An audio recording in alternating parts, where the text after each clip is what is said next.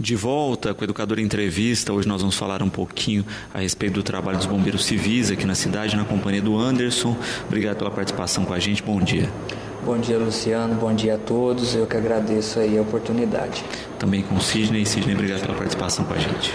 Obrigado, um bom dia a todos.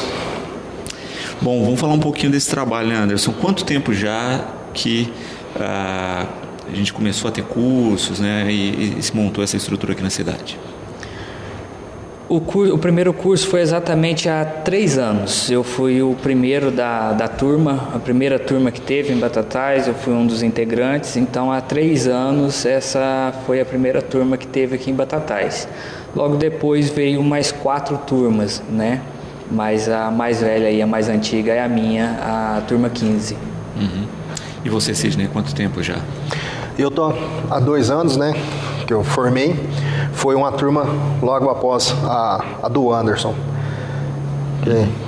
que eu vim a me formar. Perfeito. E muita gente não sabe a diferença entre o bombeiro militar e o bombeiro civil, né, Anderson? Esclarece pra gente aí como é que funciona. Exato. O bombeiro militar, ele é contratado do Estado, é uma pessoa que faz o concurso, presta um concurso, passa na polícia, em algumas cidades, né, em alguns estados, a polícia é vinculada com o bombeiro. Então, ele passa na polícia, fica 1 ano na polícia, logo depois ele pede uma transferência para o bombeiro, para o corpo de bombeiro. Já o bombeiro civil, ele faz um curso direto, né, para bombeiro civil e atua aí nos eventos, né, nos prédios públicos que está agora. Então ele faz um curso e já entra direto, né? É um curso de 280 horas, esse curso de bombeiro, que a estimativa agora, acho que a próxima legislação já vem com 550 horas esse curso, e já se cogita ele de um curso técnico, né, de 2 anos para se formar um bombeiro civil, né? Então isso já está em pauta lá para resolver. Então é isso, a diferença do bombeiro militar é que ele é um militar, né, um policial que pediu a transferência para o corpo de bombeiro, e o civil a gente faz um curso para prestar o mesmo atendimento deles, porém com carga horária menor, né, e com o decorrer do tempo os cursos que a gente faz para ir aprimorando isso. Perfeito. Também quando se pensa, né, na questão da necessidade de uma estrutura, né, fundamental, e a gente vê isso, né, do momento em que a gente passa a ter esse apoio e aporte de vocês na cidade, o quanto a gente tem uma melhoria mesmo, tanto da questão preventiva quanto da ação direta, né, da atuação. Exato, isso é muito importante, né, porque agora tem um apoio maior, né? A gente vai ser um braço dos bombeiros militares, tanto de Ribeirão Preto como de Franca.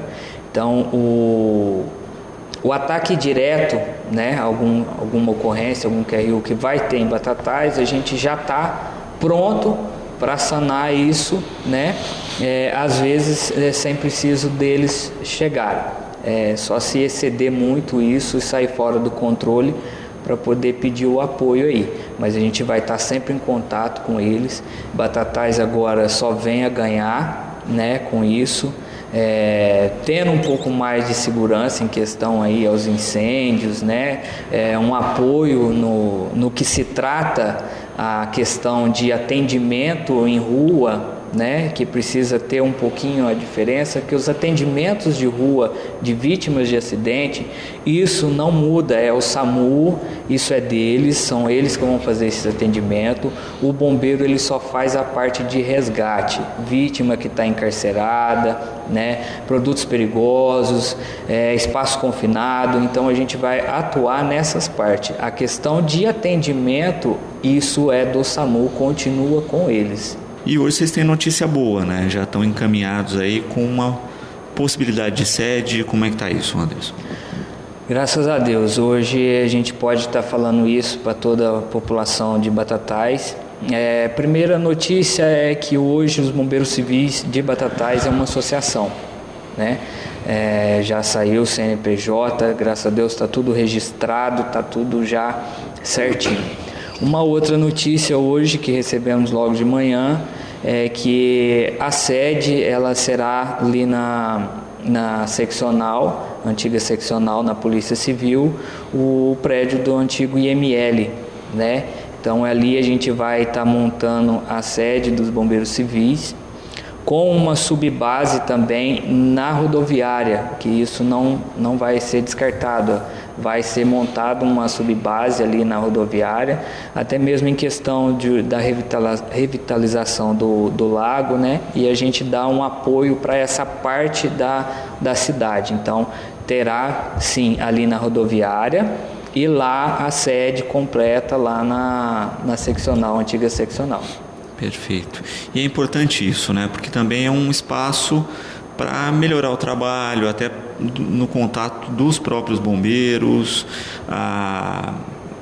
Enfim, tem uma série de ações que essa sede vai possibilitar. Exato. A partir de agora já está em andamento o número do bombeiro de 3 dígitos, já está em andamento o número fixo, para isso ser passado para a população. Enquanto se espera estes números para ser passado, a gente está agora arrumando lá, né, o prédio, vamos começar a arrumar o prédio, a pintar, a arrumar tudo, né? E agora o que a gente espera? Contar com o apoio mesmo da população, dos empresários da cidade, né, que nos apoiam para nos ajudar a arrumar, porque isso agora é um enriquecimento para a cidade de Batatais. Sem dúvida, sem dúvida. E nesse ponto, né, Sidney, o que vocês vão precisar lá? Material, mão de obra, quais são as ações necessárias aí para adequar essa sede? Sim, foi que você acabou de falar, né? A gente vai precisar aí de mão de obra, né? Materiais também, porque esses 3 anos que a gente vem aí correndo atrás, vem lutando para poder trazer essa base para Batatais, a gente vem gastando tudo do nosso bolso, né? E a fonte secou, né? Então, assim, a gente não tem mais aonde tá gastando, né? Então a gente, onde que vem pedir a esse apoio dos empresários aí, da população, para que possa estar unindo força com a gente lá para poder estar inaugurando quanto mais rápido possível essa base aí que venha todos a ganhar, né? Não só nós, Bombeiro Civil, quanto a cidade, região que precisar também, né? Então, assim, a gente pede o apoio de todo mundo aí que puder nos ajudar aí, a gente está de braços abertos aí para receber todo mundo. Perfeito. E de fato a gente percebe isso, né? A gente conversava aqui em quantos bombeiros civis a cidade já tem hoje? Hoje, reconhecido pela Câmara Municipal, a gente tem 55 bombeiros, né? Mas em Batatais tem mais.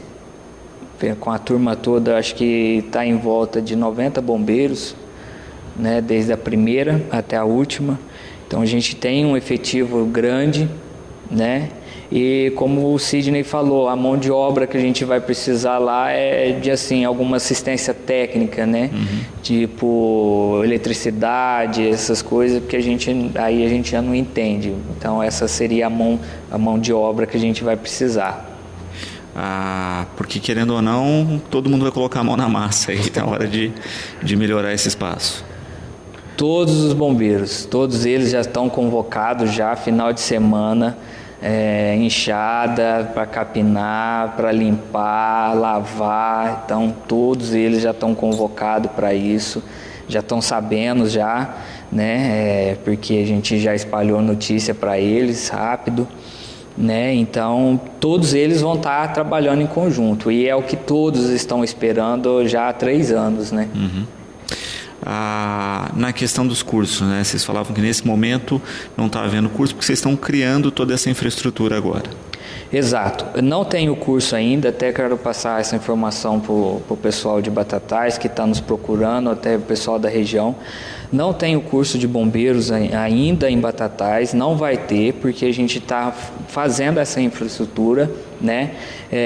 Estamos credenciando a escola, vai ser uma escola credenciada, tudo certo, para depois começar, sim, o curso. Então, eu peço ao pessoal que está nos procurando aí, aguardar um pouco de tempo aí, que não vai demorar muito, né? Porque já está em andamento isso também. Mas agora com a infraestrutura a gente já vai poder montar um curso forte. Uhum. Também pensando na questão aí da importância dessa formação, né, como a gente colocava no início, é fundamental isso, né? Não é uma questão só do conhecimento prático de algumas questões do dia a dia, mas da possibilidade de ter esse conhecimento que vocês têm trabalhado aí há tanto tempo enquanto ferramenta mesmo de atuação. Isso. Graças a Deus, tanto em Batatais quanto para fora, quando a gente vai trabalhar, o reconhecimento é grande da equipe de Batatais. Pelo processo de formação, pelo processo de doutrina, de regras, né? Porque a gente é bem rígido, a gente leva um regime entre todos, então mesmo eles trabalhando fora, segue o mesmo regime, então a gente é reconhecido por isso. Isso eu prezo muito, falo muito com eles, né? Em questão de postura. E a gente vai, da agora para frente, sempre melhorar, agregar isso com novos cursos, né? Agora com a formação dessa corporação aí, desse grupo, né? O Grupamento de Bombeiros Civis de Batatais, a gente vai trazer um curso a nível internacional, porque a gente faz parte de uma organização internacional ligada à ONU. Né? Então a gente vai estar trazendo isso. Futuramente a gente vai estar falando para Batatais que somos a segunda equipe da América Latina credenciada à ONU, né? Para atendimento de emergência, né? Resgate de estrutura colapsada.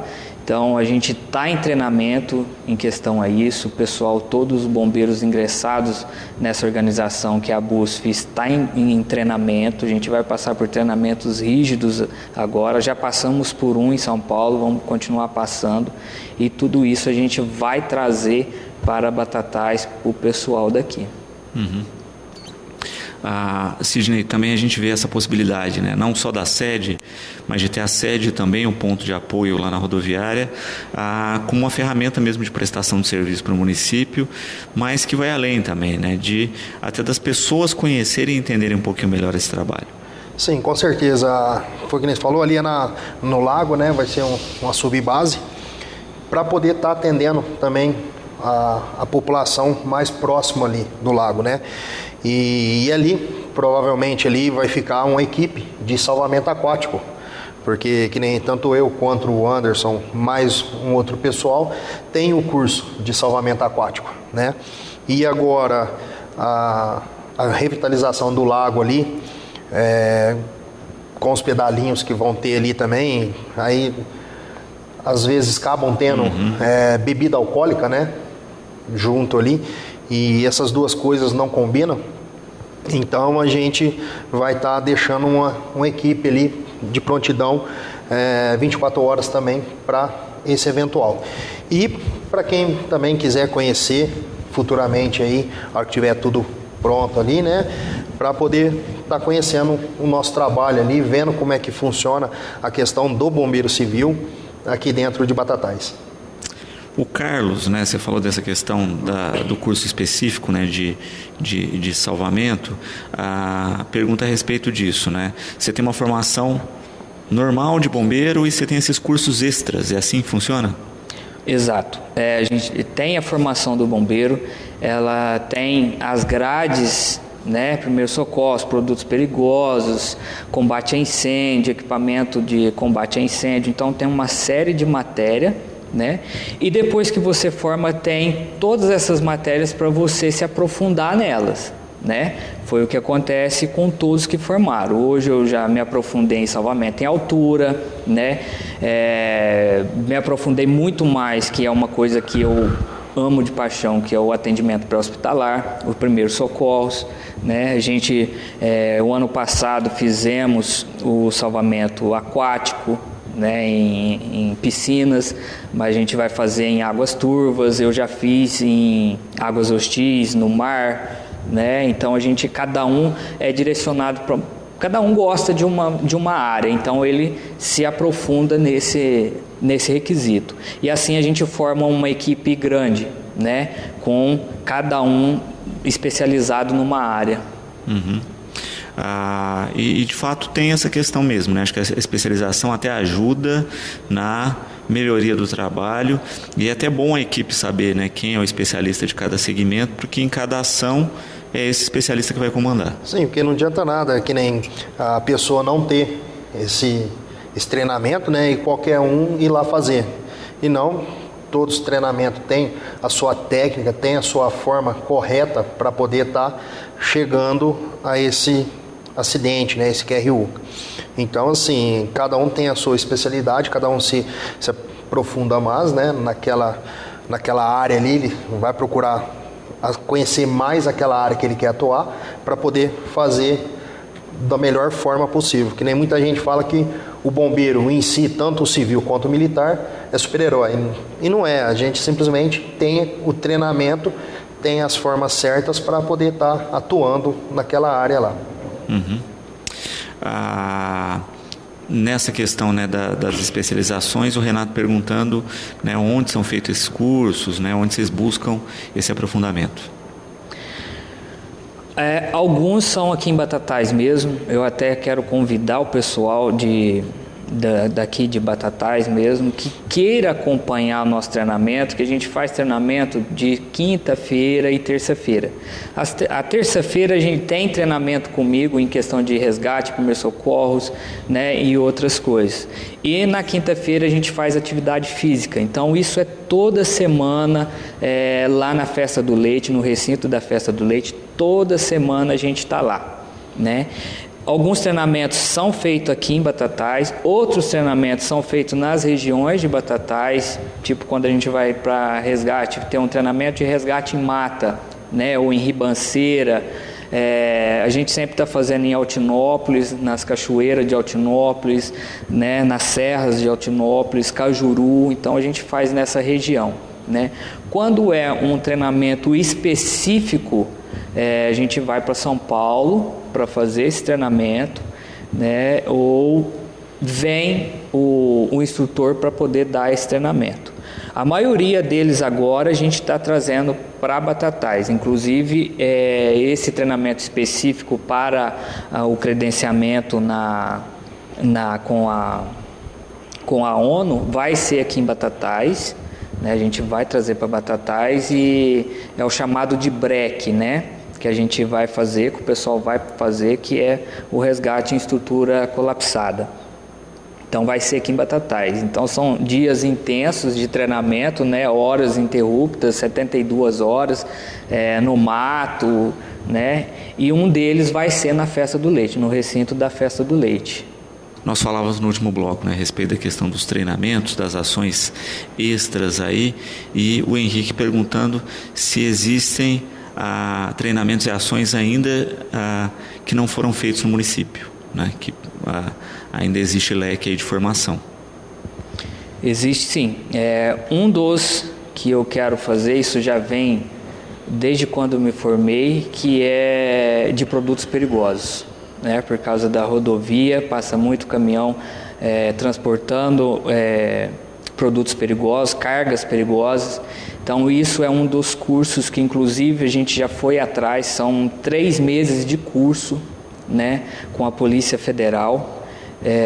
A gente já está correndo atrás, e esse é um dos cursos que eu quero fazer aqui para todos, né? Não é só para mim, mas isso é para todos os bombeiros, né? E inclusive fazer um simulado, né, dentro de Batatais em questão a isso. Uhum. A gente já cogitava, já no primeiro ano, um simulado ali perto do lago mesmo, de um acidente envolvendo produtos perigosos, envolvendo uma série de coisas, inclusive pessoas, vítimas caídas dentro do lago ali mesmo, para se fazer um resgate em altura, né? Então já programamos tudo isso, já tem no papel montado. Isso é uma realidade que eu quero fazer em Batatais, né?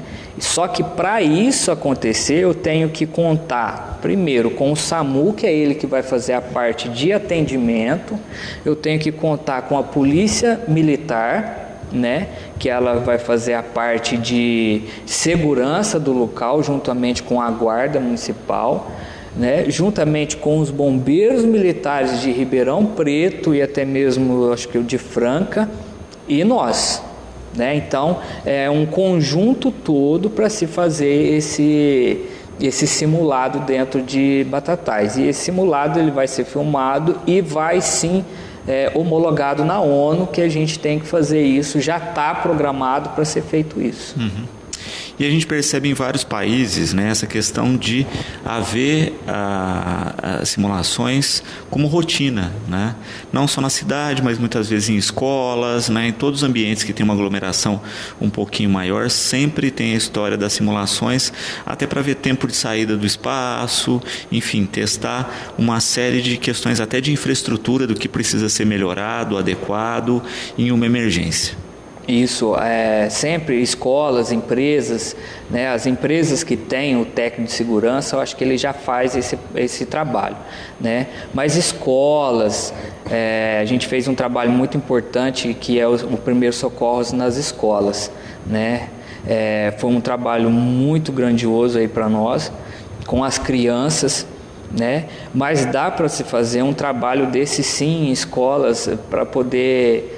Rota de fuga, o tempo que você sai para evacuar todo um prédio, caso aconteça um QRU em um sinistro em questão de incêndio, né, ou estrutura cair, abalar, né? Então, como que fazer isso? A gente tem isso em meta também para poder se fazer.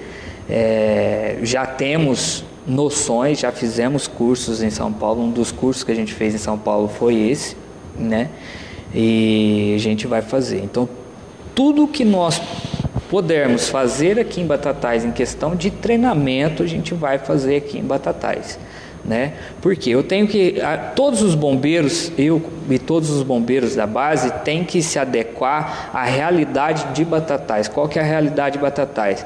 Montanhosa, muito mato, né? Cachoeiras. Então, a gente tem que fazer treinamento ligado o que Batatais nos oferece. Não adianta eu fazer um treinamento que não vai acontecer em Batatais, né? Então, eu penso muito nisso. Em questão de cursos, eu penso muito nisso, né? E numa das coisas que a gente está fazendo, que foi junto com as escolas aí, vamos estar trazendo também, vamos pôr em prática, o bombeiro mirim e o bombeiro juvenil, né? Não quer dizer que futuramente ele vai ser um bombeiro, mas ele vai ter uma formação, ele vai ter uma regra, ele vai ter um regime, que mais para frente ele pode ser um bom médico, um bom policial, um bom advogado. Então isso é uma meta nossa já, que já vamos pôr em prática também. Uhum. E é importante essa questão, né? Seja do treinamento, seja de poder estar num ambiente, né? Que mostre um pouco essa questão, porque no Brasil assim a gente sempre chega depois, né? A gente ainda está na discussão e no julgamento do caso lá da Boate Kiss, né? Que poderia ter sido evitado se a gente tivesse uma rotina de conduta desse tipo, né? Era um espaço de eventos, e hoje quando a gente vê todas as simulações, né, que nós temos mostradas aí pela justiça, pelos meios de comunicação, de como era o espaço e de tudo que causou, se tivessem havido simulações preventivas antes, a gente não teria tido essa tragédia. E com certeza, aquele tal detalhe, né? Deixa para depois, amanhã faz, né? Outro dia a gente vê o que pode ser feito, né? Então, assim, a nossa parte, em questão de treinamento, a gente pega todo dia, faz o treinamento todo dia, Por quê? A gente é ser humano, a gente é falhos, né? Há erros. E para chegar numa hora dessa, de uma precisão, num eventual acontecer um acidente, alguma coisa, para não errar ali, né?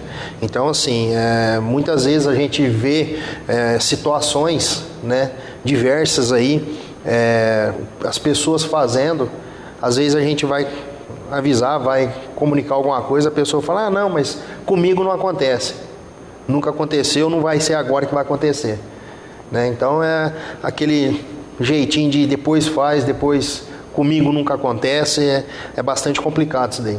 Sem dúvida. E acaba mostrando isso, né? O quanto nós ainda somos ineficientes nessas ações de prevenção. Hoje a gente vê um rigor muito maior em grandes empresas, né? Tem empresas que você não passa da portaria antes de ver um vídeo de treinamento, né? Antes de saber todas as normas de requisito, onde são os pontos de segurança, não entra sem um equipamento básico, né? Então a gente já vê que isso melhorou, mas devia estar mais na rotina de todos os espaços. Exato. Eu também, como técnico de segurança do trabalho, como sou, sempre prezo isso, né? Na minha formação também eu peguei muito a fundo isso. O treinamento ele é essencial, porque, como a gente diz, a pessoa parada é uma pessoa enferrujada. Ferro parado, ele enferruja, né? E como que você vai numa ocorrência sem saber o que vai fazer? Não tem como, né? Por isso que muita gente fala assim, nossa, eu não gosto muito de trabalhar com o Anderson, porque o Anderson é muito certinho. Eu sou certinho sim em questão a resgate, atendimento, porque eu estou lidando com uma vida, eu estou lidando com um patrimônio, né? Então eu tenho que ser certinho, eu tenho que seguir a risca. Eu não posso ser, faz de qualquer jeito. É esse fazer de qualquer jeito que leva a um incidente muito grande, gravíssimo, como esse da Boate Kiss, né? Vai levando, não vai acontecer. Dou um exemplo aí, às vezes acho que o pessoal pode ter achado um pouco ruim em questão esse ano no carnaval, né? A gente trabalhou no carnaval, colocar as pessoas em cima de alegorias, né? A gente foi falado para nós lá em cima, mas Batatais nunca teve isso, por que que agora vai ter? Exatamente, Batatais nunca teve, agora tem, né? Porque a gente preza a vida dos foliões que está ali, inclusive os que estão desfilando, né? Então, fazer um bom trabalho ali na saída e até mesmo lá na descida, na dispersão, isso é muito grande, enriquece Batatais pelo o espetáculo que está acontecendo no carnaval, que são os desfiles das escolas de samba, né? E estão todos protegidos, porque há risco. Se há risco, a gente tem que trabalhar com isso, né? A gente não pode trabalhar, não vai acontecer. Vai acontecer, tem o risco, então vamos trabalhar para isso não acontecer, porque depois que aconteceu, não adianta chorar, não adianta correr, gritar, né? Que aí já aconteceu. Então a gente sempre vai trabalhar em prevenção, né? E eu vejo muito isso. Eu sou ligado, antenado. Se tem um risco, vamos trabalhar todos para que nada aconteça. Perfeito. Muitas vezes a gente vê muito a cobrança, né, do munícipe ou das pessoas ou de discursos pós-tragédia instalada, né? Eu cansei de ouvir isso aqui na cidade, assim, mas não tem bombeiros, né? Todo mundo fica pensando em apagar o incêndio, quando o correto é evitar, né? É que não ocorra o problema, né? Que não ocorra a tragédia. Então a gente tem muitas cidades aí em que a gente vê um trabalho mais efetivo, né? E que até se esquece que existe a estrutura dos bombeiros, né? Porque as tragédias não ocorrem, né? Porque o trabalho preventivo está sendo tão bem feito que impede que aconteça o problema. Este é o importante, essa é a parte importante. O preventivo é não deixar que aconteça, né? Ninguém de nós bombeiros estamos torcendo para pegar fogo num lugar para a gente trabalhar, para alguém se acidentar para poder ir trabalhar, não. A gente não quer isso, a gente quer trabalhar em prevenção para que não aconteça isso.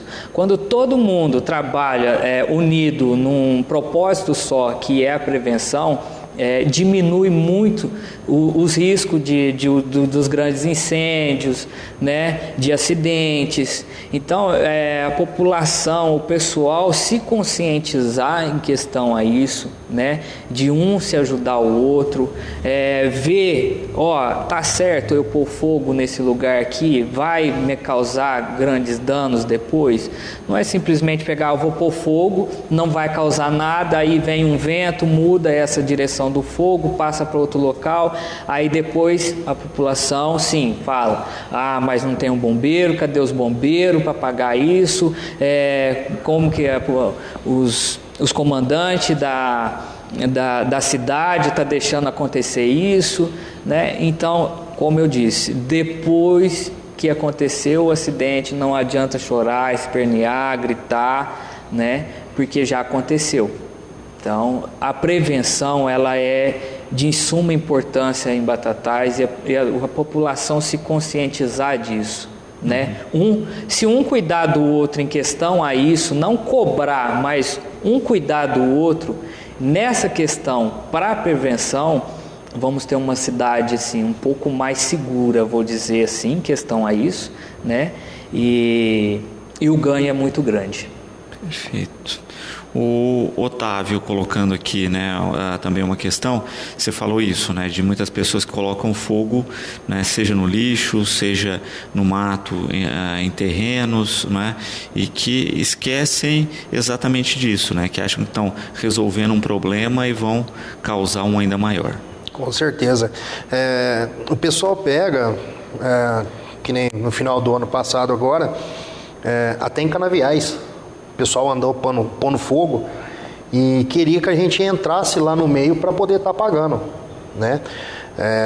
Que são umas situações totalmente o oposto do que a gente foge da nossa, entre aspas, né, ossada, porque assim, a gente ainda não tem os caminhões, a gente não tem os equipamentos total adequado para esse tipo de situação. E a usina tem os veículos próprios dela, mas porém, parece que por pirraça, por algum desleixo, né? A pessoa vai ali e fala, vou pôr fogo aqui nesse cantinho aqui, põe o fogo e esquece que de repente ali, foi que nem o Anderson falou, o vento vira, que ele depois não vai dar conta de apagar, que depois que passou de um certo ponto, você não consegue mais apagar sozinho ali, né? Então, assim, é uma prevenção aí que o pessoal tem que prestar bastante atenção aí, tomar o máximo de cuidado, porque nem tudo a gente vai conseguir atender todas as demandas também. Sem dúvida. Né? Porque agora, no final do ano aí, a gente estava em um incêndio, estava acionando a gente para outro incêndio, então, por fim, a gente acabou separando quase que a equipe toda aí para poder dar conta desses incêndios. Mas enfim, a gente, graças a Deus, aí conseguiu efetuar esse incêndio, né? A gente conseguiu apagar, junto com os caminhões aí da prefeitura que estava, da própria usina que estava nos apoiando aí. Mas assim, tem que tomar o máximo de cuidado aí, porque não é só simplesmente vir pôr um fogo ali, vou pôr fogo ali numa folhinha ali para poder acabar. Não, põe ali numa folha, num saquinho plástico ali, joga fora, ou ela serve como um adubo orgânico também, né? Sem dúvida. Bom, eu quero agradecer a presença, Anderson, deixar o programa sempre à disposição e espero aí, né, que a gente tenha o mais breve possível essa sede, essas estruturas montadas e que possa contar ainda com mais qualidade do trabalho em função dessa infraestrutura. Obrigado pela participação com a gente. Isso, Luciano, eu que agradeço toda a população aí de Batatais.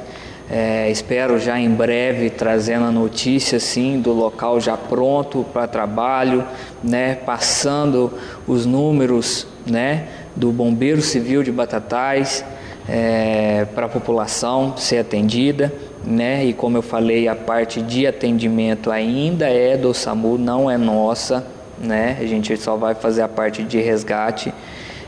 Então eu quero agradecer sim mais essa oportunidade, né, o apoio da Prefeitura Municipal, em nome do prefeito que está nos ajudando bastante, o pessoal lá, né, o delegado, o Dr. Alain, o pessoal da Polícia Civil que nos ajudou bastante, né, o Zé Carlos, né, ele que foi o padrinho, vamos se dizer assim, nosso, igual a gente estava comentando lá hoje. Então quero agradecer todas essas pessoas e todos que nos apoiaram até agora e que acreditou em nós, que iríamos conseguir isso, e hoje é uma realidade, sim. Sidney, obrigado pela participação. Tenho certeza aí que as pessoas vão abraçar a causa, vão ajudar a melhorar essa infraestrutura que vocês receberam, e em pouco tempo aí nós vamos ter toda essa estrutura à disposição da população. Obrigado pela participação. Muito obrigado a todos, e a gente conta sim com a ajuda da população, dos empresários, né, de nossa cidade, de Batatais, que possa estar nos ajudando. Se eventual algum empresário quiser nos ajudar, pode estar de repente passando aqui na Educadora, que a Educadora tem os telefones nossos, né? Ou mesmo lá na Polícia Civil, o pessoal lá da Polícia Civil tem o nosso contato, que aí eles passam lá para o pessoal, aí a gente vai lá, ou a partir de quinta-feira agora, a gente vamos estar lá também mexendo com alguma coisinha lá, né, para poder já ir adiantando, mas a gente conta aí com a colaboração de todos aí, tanto da população quanto dos empresários de Batatais. Muito obrigado a todos. Bom, nós vamos a um breve intervalo. Na sequência você confere reportagem aqui da Educadora. Voltamos depois do intervalo.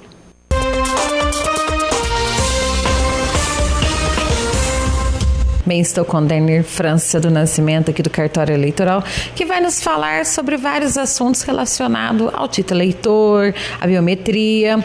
Mas, Denner, o que é necessário para a pessoa tirar o título de eleitor pela primeira vez? Ok, bom dia, gente. Pela primeira vez, né, chama-se alistamento eleitoral, né, que a gente comumente chama de tirar o título. Os documentos necessários, vamos primeiro no caso de homens. Homens, a partir de 18 anos de idade, precisam do alistamento militar, né, o certificado de reservista comumente, né, o comprovante de endereço no nome, RG, CPF. Certo? E o RG, ou um documento de identidade com foto, ou ainda a certidão de nascimento ou casamento, o nome dos pais não pode estar abreviado, certo? Tem que estar por extenso. E o que mais? O comprovante de endereço tem que estar no nome do eleitor, do próprio eleitor. Agora, caso não tiver, como por exemplo, se o eleitor resida com os pais, pode ser o comprovante de endereço no nome dos pais, recente, de 3 meses para cá. Pode ser também o comprovante de endereço em nome do cônjuge, né, ou companheiro, só que aí nesse caso precisa trazer a certidão de casamento ou o contrato de união estável para comprovar o vínculo, certo? Pode ser também envelopes de correspondências, faturas de cartão, certo? Então é bem amplo, é bem flexível essa parte de comprovante de endereço. Pode ser boleto, nota fiscal, aquelas notas fiscal que tem endereço, certo? Informado na nota fiscal, no corpo da nota, né? Ou contrato de aluguel, às vezes a pessoa aluga, né? Ela traz o comprovante de nome do proprietário, o comprovante de aluguel, o comprovante de endereço, por exemplo, no nome do proprietário, só que traz o contrato de aluguel, que aí a gente confirma que a pessoa reside lá mesmo. No caso da mulher, só a parte do tiro de guerra que não é necessário, que não tem isso. Exatamente. No caso das mulheres, não é necessário o certificado de alistamento militar. E nem para menores de 18, né? Porque também eles não são obrigados. A partir dos 16 até os 18 é facultativo, né? Então não é obrigado. E também homens, às vezes, que porventura não tiraram, acima de 45 anos, não tiraram o título, também não é obrigado mais o alistamento militar. Você citou que não pode ter o nome abreviado do pai ou da mãe. Por quê? Bom, é uma exigência da Corregedoria do Tribunal Regional Eleitoral. Provavelmente porque o cadastro, a consulta dele e a depuração é feito pelo nome do eleitor e o nome dos pais. Então, principalmente o nome da mãe. É muito importante ele estar sempre por extenso no documento, porque ele faz essa depuração, ele verifica se tem outras pessoas, se de repente, porventura, essa pessoa tirou outro título em outro lugar. Então, ele serve para fazer o batimento. Tá, para ver se não, para evitar que uma pessoa tenha 2 títulos de eleitores ou mais, entendeu? E se tiver, o que eu tenho que fazer para poder tirar meu título ou resolver a minha situação? Ok, a gente costuma fazer a revisão, né? A gente faz a revisão. A pessoa ela perdeu, por exemplo, muitas vezes acontece de a pessoa ter perdido o título, né? A via dela do título. É só ela trazer, em vez do título, aí traz comprovante de endereço, RG ou um documento de identidade com foto, ou ainda certidão de nascimento ou casamento, né? E o CPF. O CPF não é obrigatório, mas se tiver é bom trazer. Aí o comprovante de endereço também, certo? O comprovante de endereço é muito importante. Aí a gente faz a consulta no sistema, achando a pessoa, ver se ela tem alguma pendência. Se houver pendência, a gente, por exemplo, turnos ou eleições que deixaram de votar, a gente gera guia de multa, né, que é R$ 3,51 por cada turno de eleição, não é uma eleição inteira, é cada turno de eleição é R$ 3,51. A gente gira a guia. Essa guia, infelizmente, ela só paga no Banco do Brasil. Então, se a pessoa for ter que pagar uma guia, ela tem que vir no horário... Bom, se ela vier depois do horário bancário, né, do fechamento do banco, ela tem que voltar outro dia, porque aí ela tem que pagar primeiro para depois vir, né, com o comprovante da guia de recolhimento da União para a gente dar baixa, para dar continuidade ao atendimento.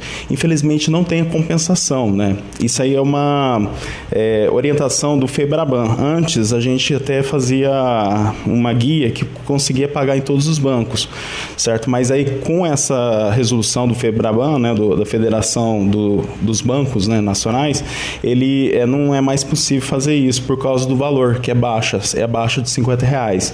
Então, como é R$3,51 cada multa, o máximo gira em torno de R$30 se a pessoa fica 10 eleições, um exemplo, né? Então, realmente é só pago no Banco do Brasil e não tem compensação. Então, necessariamente tem que trazer a guia paga para nós darmos baixa aqui no cartório, né, para poder dar o prosseguimento ao atendimento da pessoa.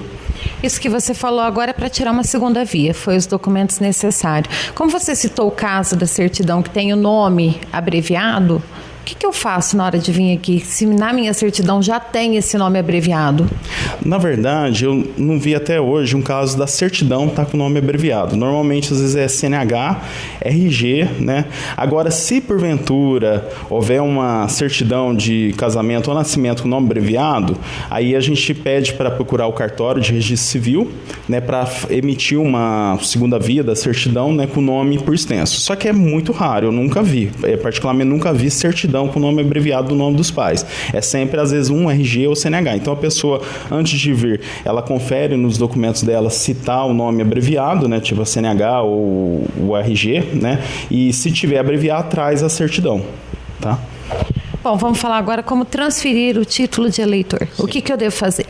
A documentação é a mesma, certo? É sempre comprovante de endereço, documento de identidade, CPF, e o título, se tiver, né? Se perdeu, não precisa trazer o título, necessariamente. A gente consegue encontrar ela na pesquisa no sistema de cadastro de eleitores, certo? Aí a pessoa tem que ter, no mínimo, 3 meses de residência em Batatais, né? O último alistamento, né? O último alistamento ou a última transferência tem que ter no mínimo 1 ano, certo? A não ser se for servidor público ou militar, por exemplo, que foi transferido de ofício, né? Que o próprio órgão transferiu obrigatoriamente a pessoa. Aí tudo bem, né? Essa regra não é seguida. Mas a maioria dos casos é sempre 1 ano de intervalo entre a última transferência ou o último alistamento em outro lugar, né? Em outra cidade, e no mínimo 3 meses de residência aqui em Batatais. Tem como eu saber se meu título está cancelado? Sim, no site do TRE ou do TSE. Eu vou passar, www.TRE, Tribunal Regional Eleitoral, traço, o hífen simples, SP de São Paulo, né, .jus.br, ou então www.tse.jus.br, que é o site do Tribunal Superior Eleitoral.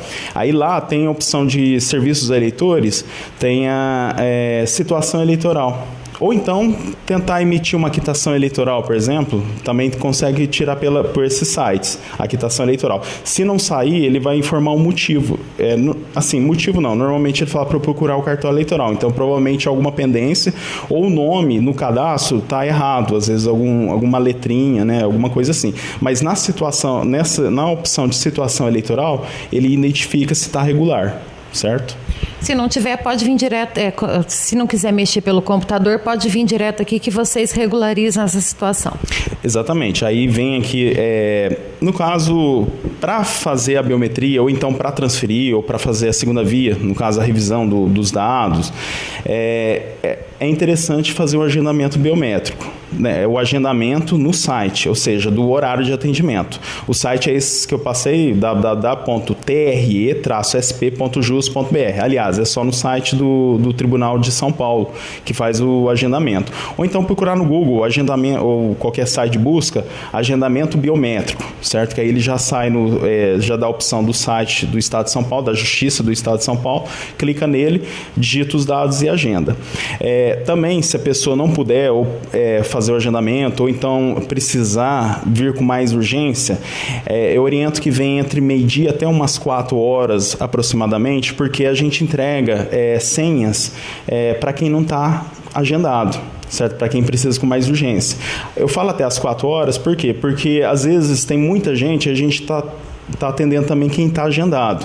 Então, se a quantidade de pessoas ultrapassar a nossa capacidade de atendimento naquele dia, então por volta das 4 horas começa a esgotar as senhas. Então, a gente entrega a senha, a pessoa ela aguarda na fila, né? A gente observa o atendimento preferencial, obviamente, né? Quem é idoso, gestante, pessoa com criança de colo, né? E pessoas com deficiência, obviamente, né? Agora, as pessoas comuns, né? Elas têm que esperar na fila, então às vezes pode demorar um pouco. Dependendo do dia, tá tranquilo, pode vir, é mais rápido. Dependendo do dia, é um pouco mais demorado, certo? Normalmente demora 15 minutos cada atendimento, né? Então depende do dia. O ideal é agendar, porque você é atendido no horário mesmo, agendado, certo? É muito importante fazer a biometria, né? Embora não seja obrigatória ainda para Batatais, certo? Mas é importante já fazer o quanto antes, porque evita filas depois, quando for obrigatório. Como justificar a ausência do voto? Ok. A ausência do voto, para quem tem acesso à internet, tem o site Justifica.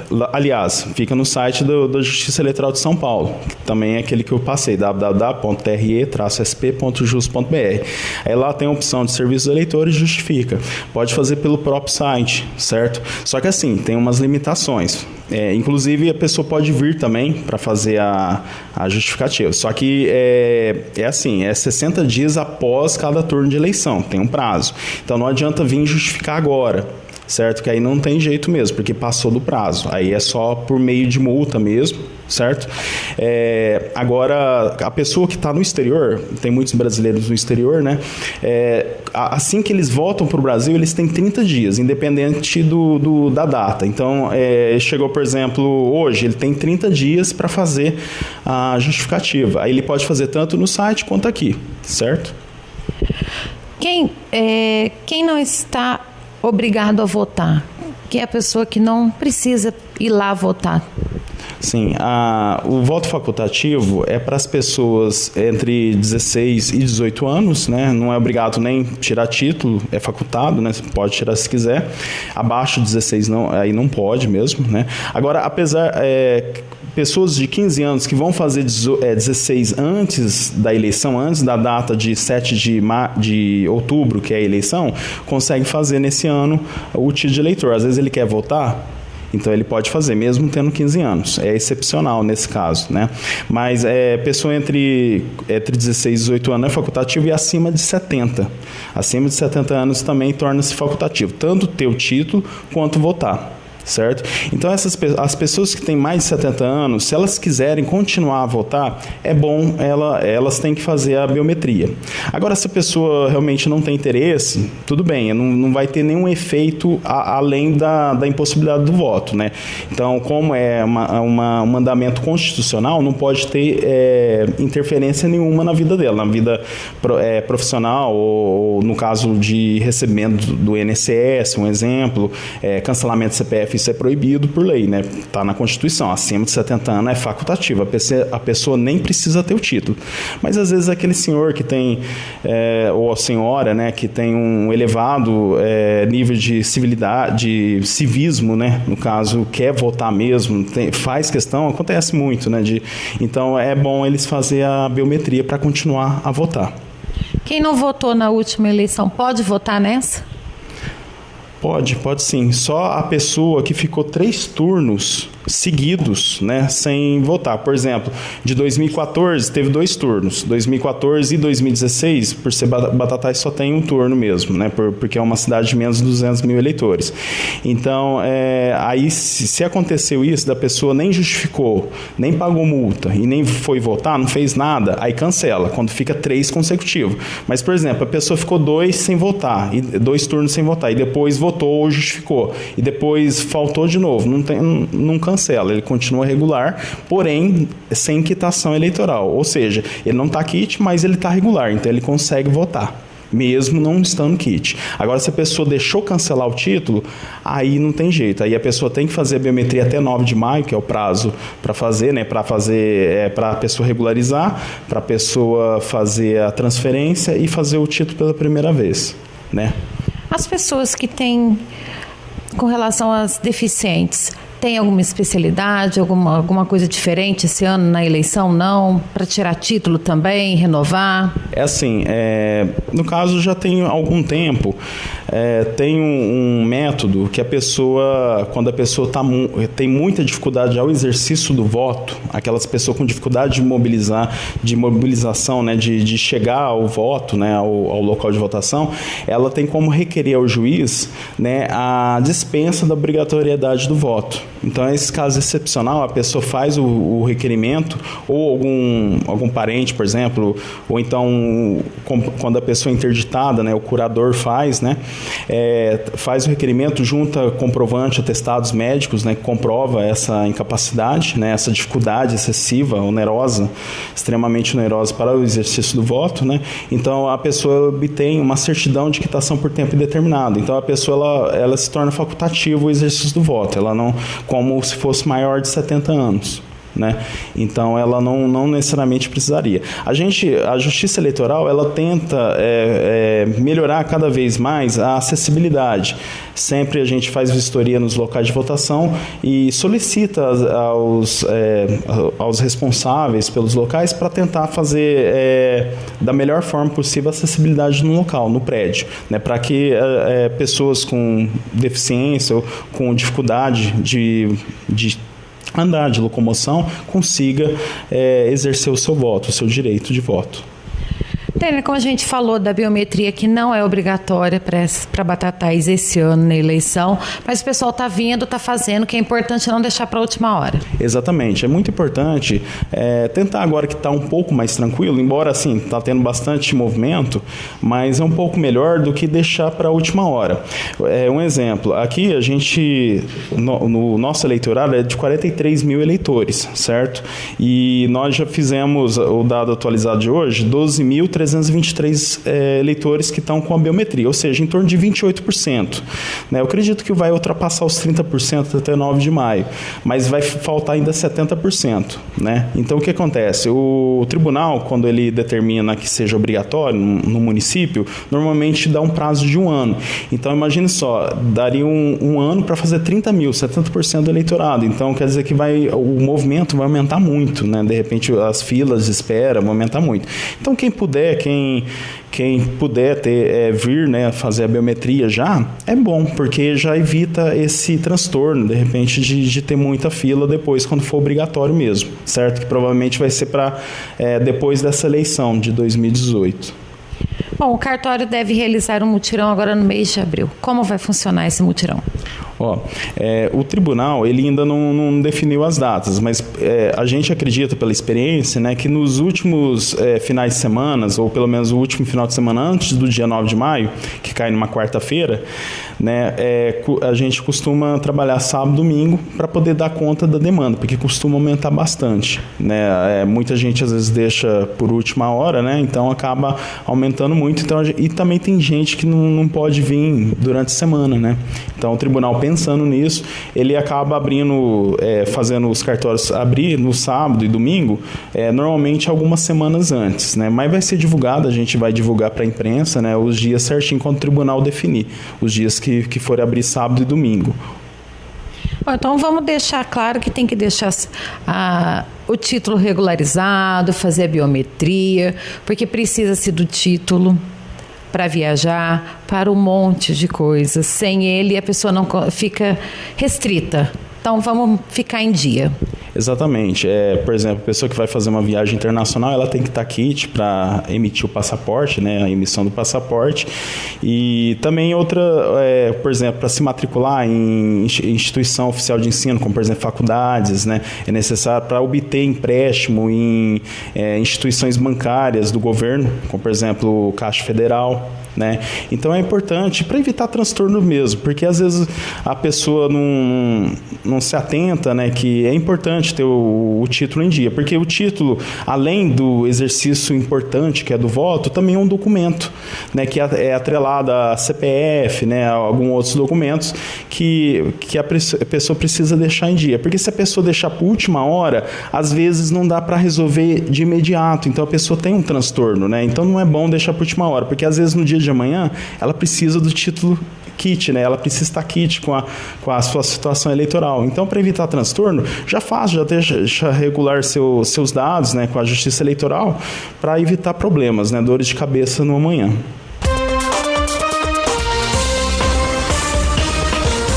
O Remar é recursos educacionais, multiplataforma e abertos na rede. Por que multiplataforma? Porque ele pode ser usado tanto no computador quanto no tablet.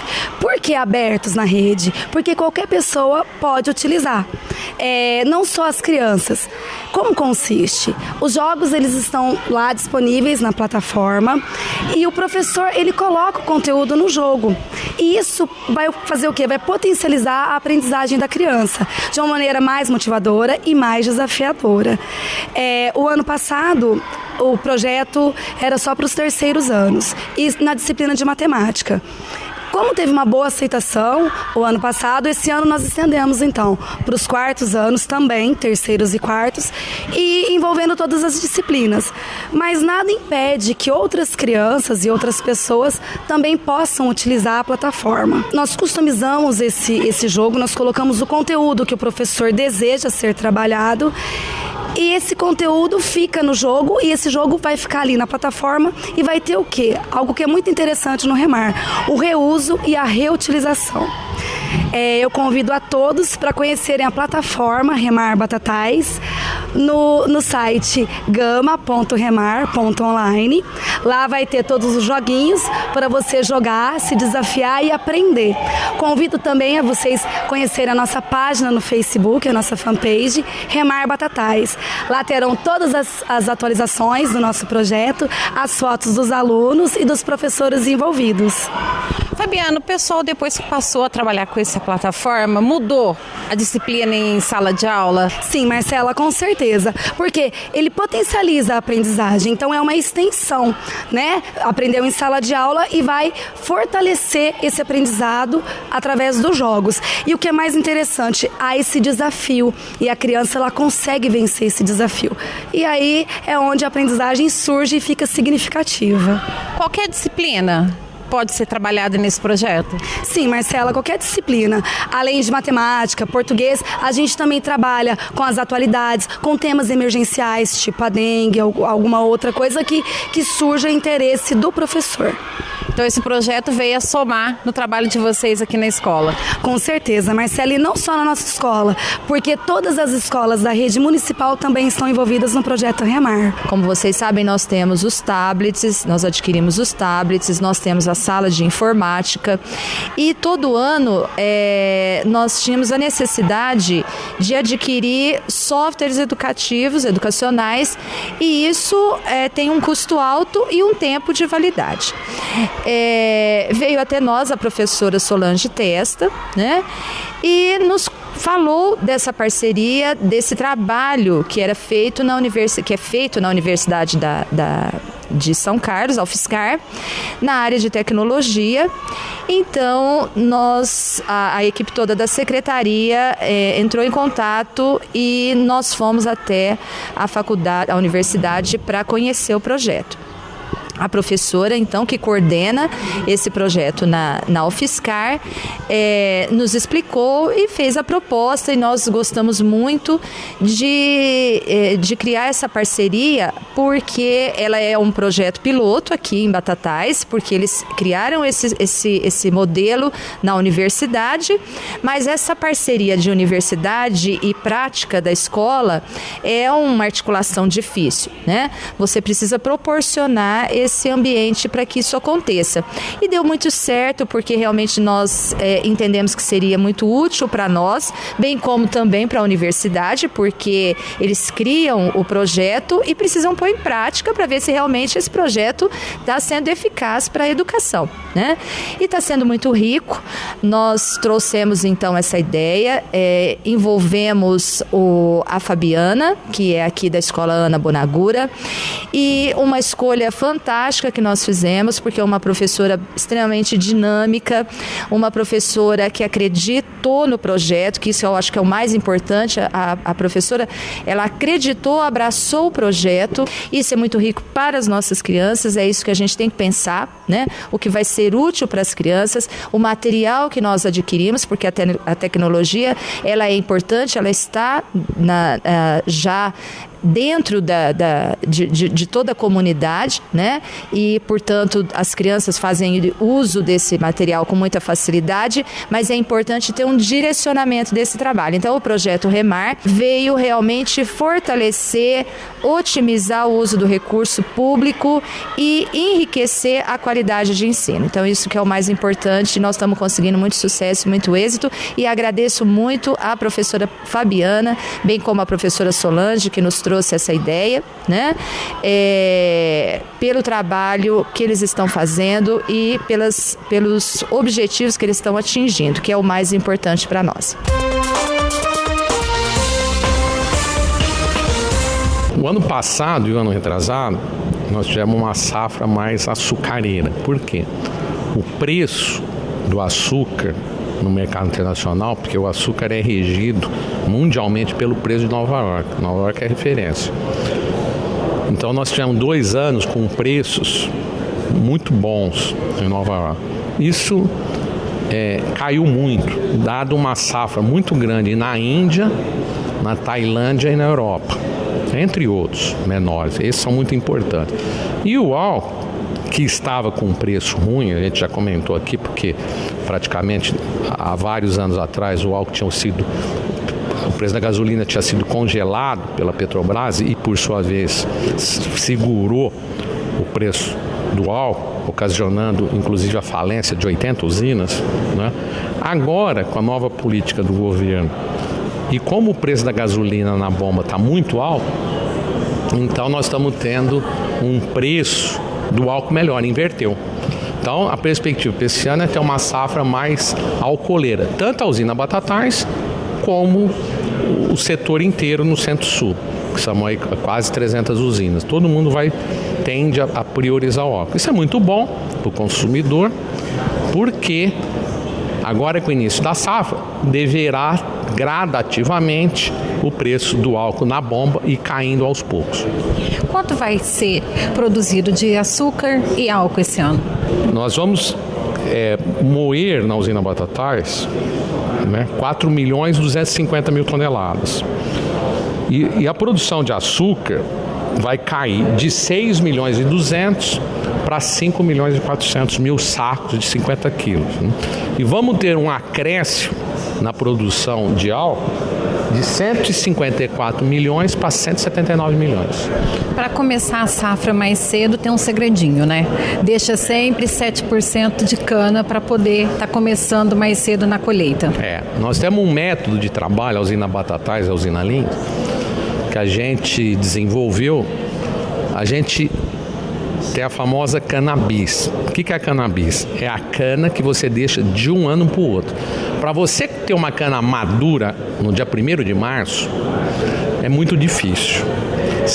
Então a gente deixa 7% aproximadamente da cana do ano anterior para o outro ano. que já é uma cana adulta, madura, e a gente começa por ela. Até, enquanto você moe 7%, a outra cana vai se desenvolvendo, e a hora que acaba de 7%, você entra na cana normal, que seria a soca de safra ou a cana de 18 meses. A chuva, já começou a chover bem no comecinho do ano, acredita que pode atrapalhar ou ajudar na cana? Não, a chuva é sempre bem-vinda, né? O ano passado foi um ano que choveu pouco, né? Esse ano, fevereiro também choveu pouco. Em janeiro tinha chovido bem. Acho que as chuvas estão assim, regulares para um pouco menos, tá? Mas não nada que vai, acredito, ocasionar um problema muito grande. Nós temos funcionários, 2.082 funcionários, tá? E temos uma quantidade muito grande de fornecedores de cana e de parceiros agrícolas, tá? Em Batatais nós temos 217 fornecedores de cana e 688 parceiros agrícolas, tá? Isso são 905 parceiros, uma modalidade ou na outra, o que dá uma força muito grande para a usina Batatais.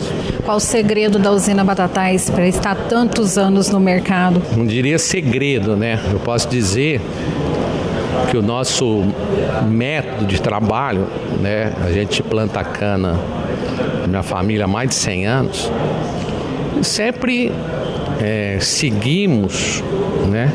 Você ter tecnicamente atualizado, né? Ser uma empresa financeiramente forte, né? Ter funcionários de primeira linha, isso eu acho que é o mais importante de tudo. Você ter funcionário qualificado, funcionário que tem um salário justo, né? E temos uma visão de longo prazo, né? Respeitamos muito a ética, damos muito valor para os princípios, né? Então acho que a gente reúne aí. Batatais é uma cidade, eu sempre te falo isso, né? Eu sou batataense porque recebi o título.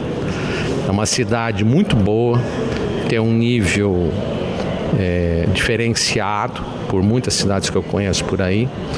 Então nós temos funcionários excelentes, os fornecedores de cana nos prestigiam demais, quer dizer, nós temos mais de 900 entre fornecedores e parceiros. Isso é uma força muito grande. Eu acho que na região de Ribeirão Preto, não só a usina Batatais, como temos grandes usinas aqui na região, e que mais ou menos temos mais ou menos os mesmos princípios de trabalho, de perseverança, né, e de respeitabilidade. Eu acho que isso é muito importante também.